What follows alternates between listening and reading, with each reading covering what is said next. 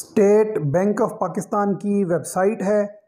25 जुलाई 2022 का ये सर्कुलर है और इसमें आपके सवालों का जवाब मौजूद है कि स्टेट बैंक ऑफ पाकिस्तान ने हुकूमत पाकिस्तान की हिदायत पर इजाज़त दे दी है बैंक्स को कि वो डिसबर्स करना शुरू कर दें, रकम फ्राहम करना शुरू कर दें मेरा पाकिस्तान मेरा घर स्कीम के तहत। यानी अब लोग मकान बनाने के लिए, मकान ख़रीदने के लिए, बना बनाया मकान हासिल करने के लिए कर्जा जात बैंक से हासिल कर सकेंगे। लेकिन ये 3 तरह के लोग होंगे जिनको ये कर्जा जात जारी किए जाएंगे, जिनको ये इजाज़त मिली है। इस खबर की मुमकिना तफसीलात के साथ मैं हूँ इंजीनियर मलिक अनस और आप देख रहे हैं पाकिस्तान वेल्थ अकेडमी।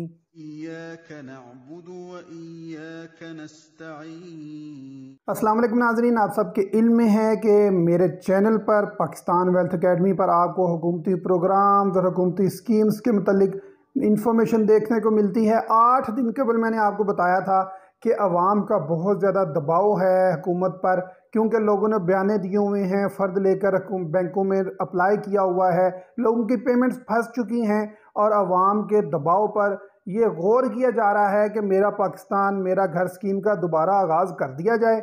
इसके ऊपर बहुत सारे लोगों ने एतराज़ किया, कुछ ने अच्छा फीडबैक दिया, कुछ ने सवाल किया कि आप ऐसी वीडियो बनाते रहते हैं, ऐसा तो कुछ ग्राउंड पे हो नहीं रहा। जिसके जवाब में मैंने आपको डिप्टी गवर्नर स्टेट बैंक का ये इंटरव्यू सुनाया कि ये मेरा पाकिस्तान मेरा घर स्कीम दोबारा आ रही है, परेशान ना हो। आप लोगों को मैंने खुशखबरी सुनाई 5 दिन कबल कि मेरा पाकिस्तान मेरा घर स्कीम दोबारा आ रही है और पहले से कम मार्कअप के साथ आ रही है। तो आज वो दिन आन पहुंचा है। उन तमाम अफराद को ये पैगाम पहुंचा दें इस वीडियो के ज़रिए कि जनाब मेरा पाकिस्तान मेरा घर स्कीम वापस आ चुकी है। पाकिस्तान वेल्थ अकेडमी के ऊपर जो भी इंफॉर्मेशन दी जाती है वो सबूत के साथ बात किया जाती है और मुस्तनद बात की जाती है। सबसे पहले देखें government markup scheme for housing finance, इसमें 30 जून 2022 का सर्कुलर यहाँ पर रेफर किया गया कि इस सर्कुलर के तहत, और ये वीडियो भी मैंने सबसे पहले आपको ये न्यूज़ ब्रेक की थी, जिसके बाद दीगर यूट्यूब चैनल ने फॉलो किया कि मेरा पाकिस्तान मेरा घर स्कीम बंद कर दी गई है। तो सबसे पहले देख लेते हैं कि इस सर्कुलर में क्या है।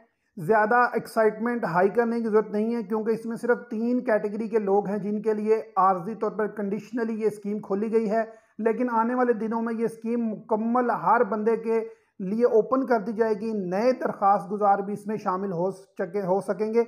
सबसे पहले पॉइंट नंबर 1 में कहते हैं कि हुकूमत पाकिस्तान ने ये फैसला किया है कि बैंक्स को इजाज़त दी जाए कि वो रकम मुहैया करना शुरू करें जो कि पहले ही स्कीम थी मेरा पाकिस्तान मेरा घर, उसके तहत। अलबत्ता जो केस अप्रूव हुए हैं सिर्फ उनके मुतालिक ये कुछ कंडीशंस हैं, उनके मुताबिक ये जो कर्जा जाता फराहम किए जाएंगे। सबसे पहला, ऐसे अप्रूव्ड केसेस, मंजूर शुदा केसेस जो मकान बनाने के लिए या ख़रीदने के लिए उनके केस बैंक के पास पहले से मौजूद हैं और उनकी तमाम शराइत पूरी हो चुकी हैं, सिर्फ लीगल फॉर्मेलिटीज़ रहती हैं, तो ऐसे तमाम केसेस को कर्जाजात जारी किए जाएंगे, क्योंकि इन लोगों ने बहुत सारी मेजर फीस ऑलरेडी बैंक को अदा कर दी हुई है। दूसरे केस में ऐसे कस्टमर जो एग्रीमेंट में एंटर हो चुके हैं, यानी उन्होंने किसी डीलर से, किसी हाउसिंग स्कीम से, किसी बंदे से मकान ख़रीदने के लिए मुआहदा कर लिया हुआ है, स्टाम्प कर लिया हुआ है और उसकी टोकन मनी भी दे दी हुई है, और टोकन मनी देने के बाद प्रॉपर्टी के कागजात उस पार्टी से, बेचने वाले से हासिल कर लिए हैं। वो इस बुनियाद पर हासिल किए हैं कि मैं बाकी की रकम आपको बैंक से कर्जा लेकर जारी कर दूंगा। वो पीटीएम PT1 की सूरत में हो सकते हैं, वो फ़र्द की सूरत में हो सकते हैं। कोई भी चीज़ जो 30 जून से पहले इन लोगों ने हासिल कर ली हुई है, तो उन तमाम केसेस को भी हम कर्जा जात मंजूर करेंगे, क्योंकि उसके अंदर भी उन्होंने मेजर फीसेस जो हैं बैंक को अदा कर दी हुई हैं। तो 2 चीज़ें यहाँ पर क्लियर हो गई। ऐसे अप्रूव केसेस जिनके तमाम फॉर्मेलिटीज़ पूरी हो चुकी हैं, सिर्फ लीगल फॉर्मेलिटी रहती है, उनको कर्जा जात जारी किए जाएंगे। और ऐसे अफराद जिन्होंने मुआहदे कर लिए हुए हैं लोगों के साथ स्टाम्प पेपर पर 30 जून से पहले और एडवांस दे दिया हुआ है, बयाना दे दिया हुआ है, टोकन मनी दे दी हुई है और उसके बदले फ़र्द हासिल कर लिए हैं बै वाले, तो उन तमाम अफराद को भी कर्जाजात जारी किए जाएंगे। और तीसरी कैटेगरी में उन अफराद को कर्जा जारी किए जाएंगे जिन्होंने नया पाकिस्तान हाउसिंग डेवलपमेंट अथॉरिटी के तहत जो तैयार मकान हुकूमत दे रही थी उसमें डाउन पेमेंट दे दी है।